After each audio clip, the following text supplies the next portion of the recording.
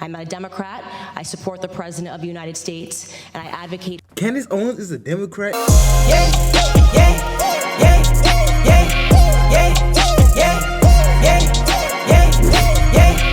Time has expired. Ms. Owens. That was unfair. It was not unfair. You had plenty of extra time. Ms. No, Owens. I did not. Ms. Owens. Mr. Chairman, There we go. Mr. Chairman, Ranking Member Mr. Collins, thank you for having me here today. I received word on my way in that many of the journalists were confused as to why I was invited, and none of them knew that I myself was the victim of a hate crime when I was in high school. That's something that very few people know about me, because the media and the journalists are not interested in telling the truth about me, because I don't fit the stereotype of what they like to see in black people. I'm not a Democrat. I support the President of the United States, and I advocate. Candace Owens is a Democrat and has been dealing with hate crimes in high school? Okay, I'm not even gonna lie. I did not know this, bro. I'm not even gonna hold you. I had no idea any of this was true. But let's get into it. For things that are actually affecting the black community. I'm honored to be here today in front of you all because the person sitting behind me is my 75-year-old grandfather. I've always considered myself to be my grandfather's child, and I mean to say that my sense of humor, my passion, and my work ethic all comes from the man that is sitting behind me. My grandfather grew up on a sharecropping farm in the segregated South. He grew up in an America where words like racism and white nationalism held real meaning under the Democrat Party's Jim Crow laws. My grandfather's first job was given to him at the age of 5 years old, and his job was to lay tobacco out to dry in an attic in the South.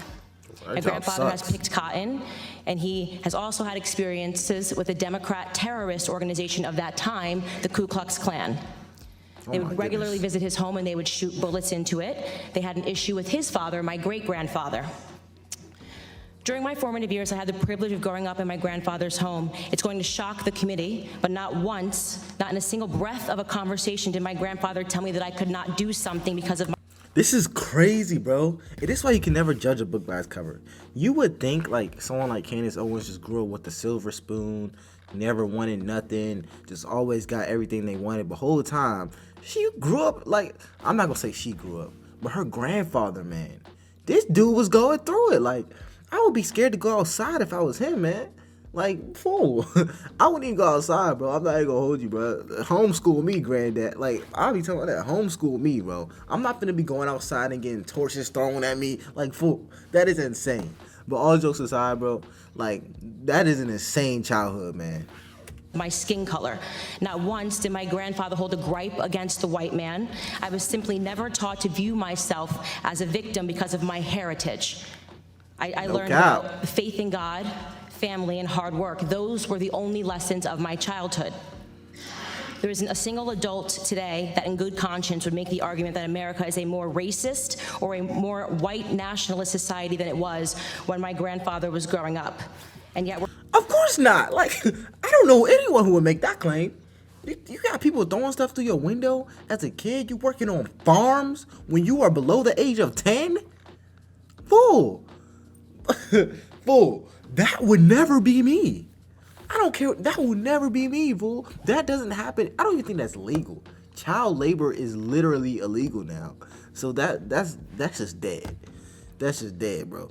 But anyways, man, this lifestyle is not happening in modern times at all, which is crazy because we still have the same outbreak or outcries in modern times that they had back then, probably even more cries.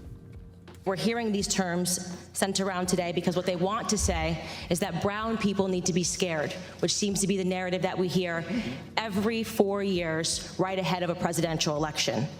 Ooh. Here are some things we never hear. 75% of the black boys in California don't meet state reading standards. In inner cities like Baltimore, within 5 high schools and 1 middle school, not a single student was found to be proficient in math or reading in 2016.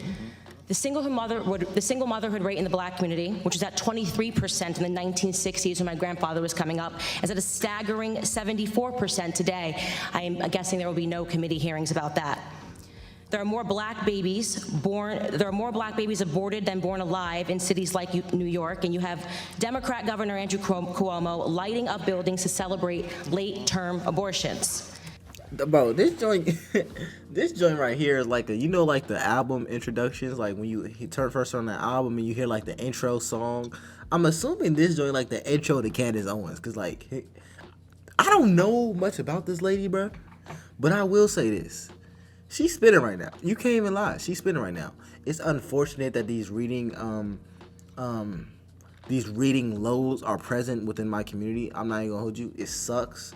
I don't know the causes of this, but just the fact that it exists now is terrible, man. It was like we ignore these causes and we look at other stuff, but I'm not gonna get too much into that. But look at the granddad in the background, bro. He like, yeah, that's my grandbaby. He proud.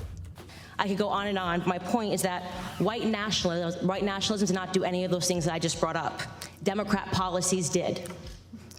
Let me be clear. But she Here wasn't today is not Democrat. about white nationalism or hate crimes. It's about fear-mongering, power, and control. It's a preview of a Democrat 2020 election strategy, same as the Democrat 2016 election strategy.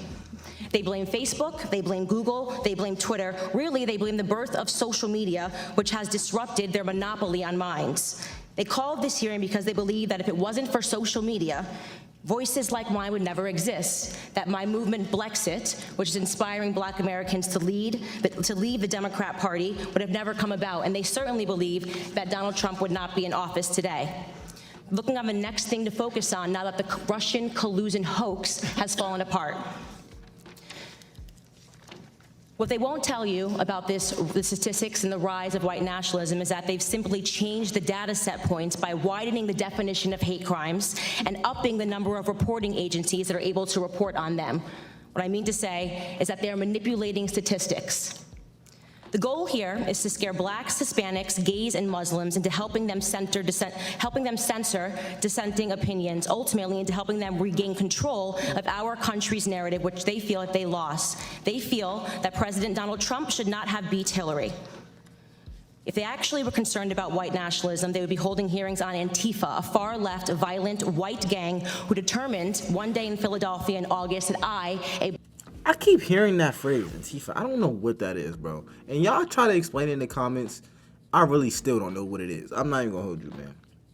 But I'm assuming this video is supposed to be on the controversial side. What she's saying, here's what I'll say. I don't know if it's Democratic politicians. I don't know. I would hope not, honestly. But if it is, we definitely have to do something to fix that. But when it comes to the problems that we're facing, man, she is 100% on the spot. There's no reason why my community should have such low reading scores, bro. There's no reason, man. Like, we have, especially in modern times, where you literally have computers, you have phones, you have literally everything you need to know to learn how to read. It's reading. If you have a phone, all you gotta do is go on YouTube or Khan Academy or anything to learn how to read. It's freaking reading. It's not differential equations. But yeah, man, all in all, though, what she's saying, I agree with. Black woman was not fit to sit in a restaurant. They chased me out. They yelled race traitor to a group of Black and Hispanic police officers who formed a line to protect me from their ongoing assaults. They threw water at me. They threw eggs at me.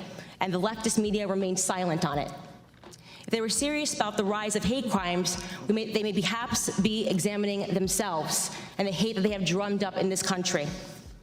Bottom line is that white supremacy, racism, white nationalism, words that once held real meaning, have now become nothing more than election strategies. Every 4 years, the Black community is offered handouts and fear. Handouts and fear. Reparations and white nationalism. This is the Democrat preview.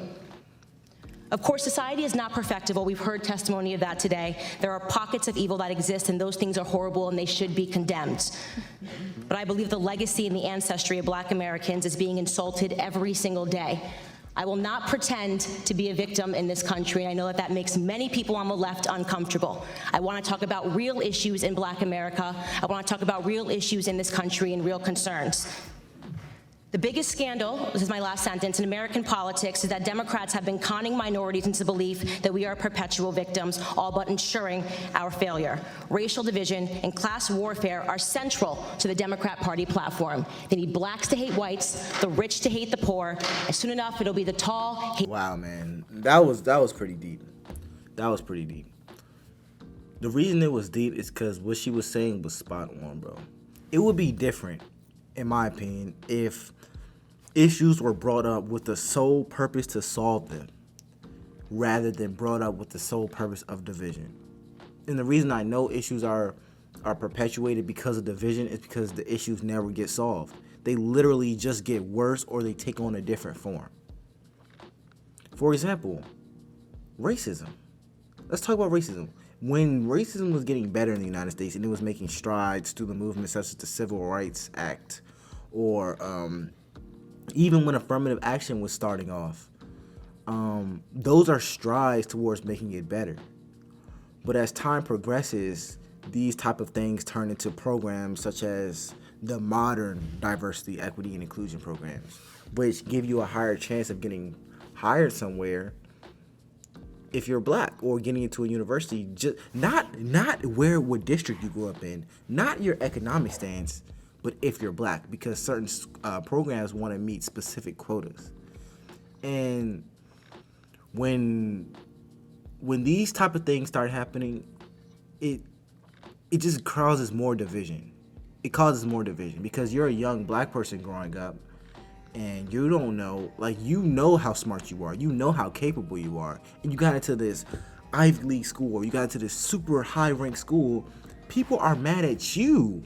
They're mad at you because they think they should have got in before you, whether or not they deserved it or not.